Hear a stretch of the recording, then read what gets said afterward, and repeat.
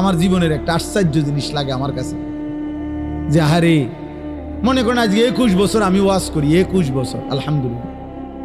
তা আমার একটা দুঃখ আর কি, যে 21টা বছর ধরে, মানে আশ্চর্যের কথা হলো আজকে আমাদের দুঃখ যে আমরা মুসলমানদেরকেই দিবানিশি, মুসলমান পরিচয়দারীদেরকেই দিবানিশি নামাজের জন্য ওয়াজ করতে হইতেছে। এর চাইতে বড় আফসোসের বিষয় কি? মুসলমানকেই বুঝাইয়া পারলাম না যে নামাজ তার উপরে ফরজ। আহারে আফসোসের বিষয়। ওই দেখো ওটা ধরে রাখছে মোবাইল। শয়তান কোনোভাবে ছাড়ে না বেচারা কি করবে? না, ইবলিস তাকে ছাড়েই না, ইবলিস তাকে ছাড়ে না। সে কি করবে? কোরআনে আছে, আল্লাহ তাআলা বলছে ইবলিস 24 ঘন্টা ফাইন্নাহু ইয়া'মুরু বিল ফাহশাই ওয়াল মুনকার। ইবলিস 24 ঘন্টা মানুষকে অশ্লীলতা, বেহায়াপনা, নারী